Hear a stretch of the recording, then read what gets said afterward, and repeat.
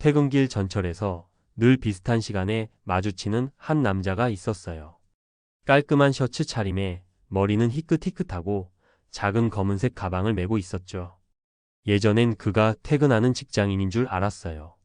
그런데 어느 날 그가 내 옆자리에 앉아 휴대폰으로 무언가를 검색하길래 힐끔 봤더니 편의점 야간 알바 모집이라고 적혀 있더군요.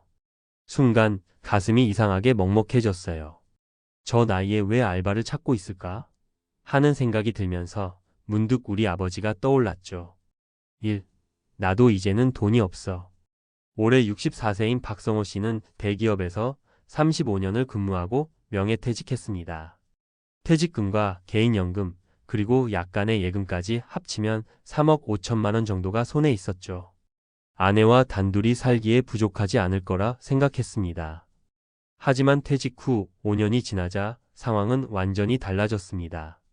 애들 결혼시키고 집 해주고 손주 돌잔치 비용에 몇 천만 원이 훅 나가더라고요.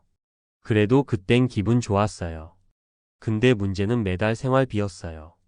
국민연금 110만 원, 개인연금 50만 원 받는데 둘이서 병원 다니고 보험료 내고 관리비랑 공과금 내고 먹고 조금 놀고 하면 매번 적자였어요.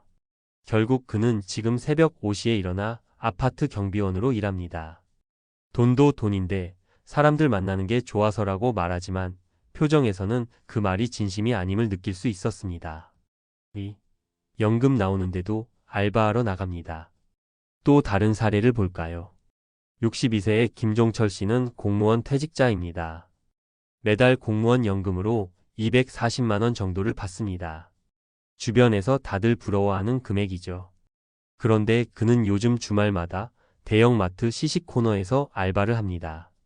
연금이 적은 건 아닌데 문제는 딸아이 대학원 학비랑 85세 넘은 어머니 병원비예요. 우리 집 생활비만 있으면 되는데 부모님도 자식도 생각하다 보니 빠듯해져요. 퇴직하면 부모 부양에서 벗어나리라 생각했지만 현실은 달랐습니다. 어머니 병원비만 매달 90만 원, 딸의 대학원 등록금과 생활비 지원에 한 학기 700만 원. 결국 내 노후 자금을 까먹는 삶이 이어졌고 그는 일주일에 이틀이라도 시식 알바를 나가서 월 4,050만 원을 보태고 있습니다. 힘들죠. 근데 나가서 일하니까 사람 대접받는 기분도 들어요. 집에만 있으면 쓸모없는 인간 된 것 같아서. 3. 은퇴 후 돈보다 무서운 건 외로움이었어요. 마지막으로 소개할 분은 66세의 최영만 씨입니다. 은퇴 전 그는 작은 중소기업의 영업부장이었습니다. 퇴직금은 1억 8천만 원. 아파트 전세를 월세로 돌리고 퇴직금을 생활비로 쓰기 시작했지만 7년이 지나자 통장이 바닥을 드러냈습니다. 내가 알바를 하게 될 줄은 몰랐어요. 아내는 10년 전 암으로 떠났고 아들은 미국 가서 연락도 잘 안 돼요. 집에 있으면 미칠 것 같았어요. 그래서 지금은 음식점 설거지 알바를 해요. 하루 4시간. 사장님이 잘해주셔서 다행이죠. 그에게는 돈도 중요했지만 일하면서 누군가와 대화하고 움직이는 것이 더 중요했습니다. 노후에 돈만 있으면 행복할 줄 알았는데 외로움이 더 무섭더라고요. 라는 그의 말이 오래 남았습니다.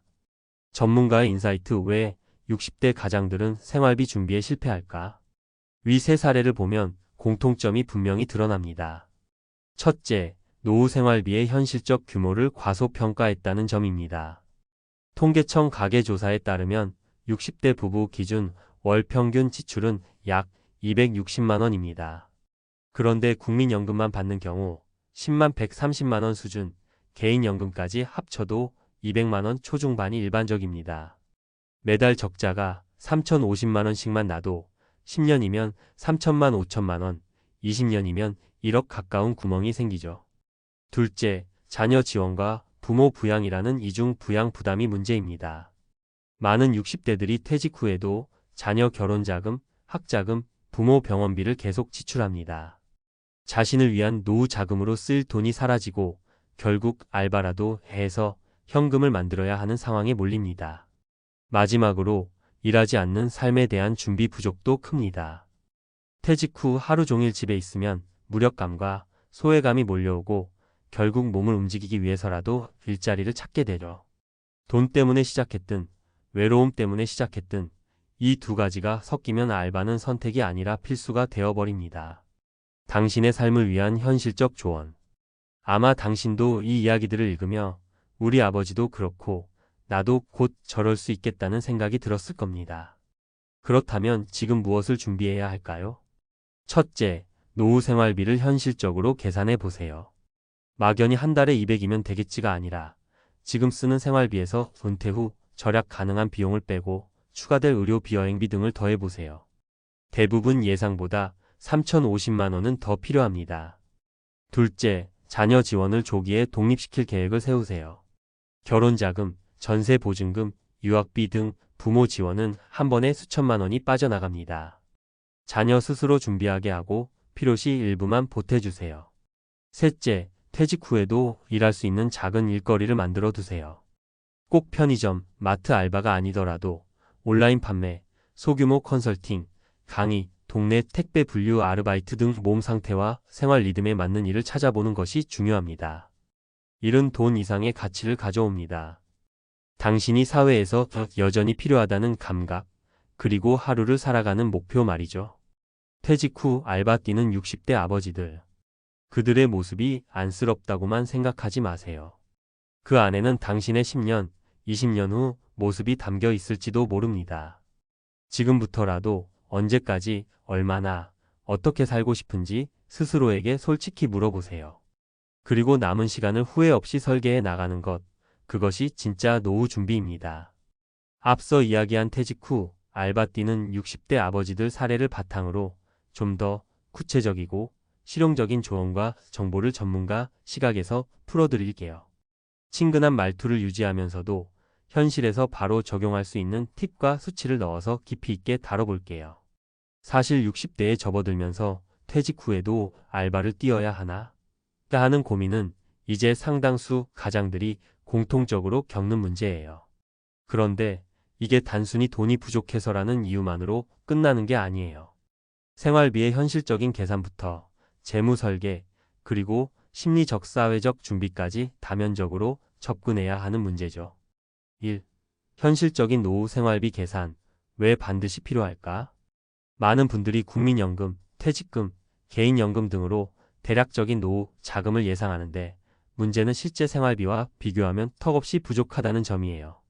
예를 들어 국민연금 평균 수령액은 부부 기준월 약 110만 원, 개인연금이나 퇴직금에서 월 50만 100만 원 정도를 더한다 해도 대략 160만 210만 원 수준이죠. 반면 통계청과 여러 연구기관에서 제시하는 60대 이상 부부 월 평균 생활비는 230만 원에서 270만 원 사이입니다. 여기에는 의료비, 공과금, 식비, 교통비, 각종 취미나 사회활동비까지 포함돼 있어요. 특히 병원비가 매년 꾸준히 오르는 추세라서 의료비 예산은 반드시 넉넉하게 잡아야 합니다. 따라서 단순히 퇴직금, 국민연금 충분이라는 생각은 위험해요. 매달 적자가 나기 시작하면 결국 기존 예금을 까먹거나 부채를 지게 되고 이게 쌓이면 알바로라도 현금을 벌어야 하는 상황으로 이어집니다. 2. 자녀 및 부모 부양 문제. 왜 퇴직자에게 큰 부담이 될까? 퇴직자의 가계부를 들여다보면 생각보다 자녀와 부모를 위한 지출이 많습니다. 자녀 결혼자금, 손주 교육비, 부모 병원비 등이 주요 원인이죠. 실제로 60대 가장 중 약 4,050%가 자녀 부양 비용을 지출하는 것으로 조사돼 있어요. 예를 들어 자녀 결혼 비용은 한 번에 2천만 원에서 4천만 원까지 들 수 있고 손주 교육비도 매월 30만 50만 원씩 꾸준히 들어갑니다.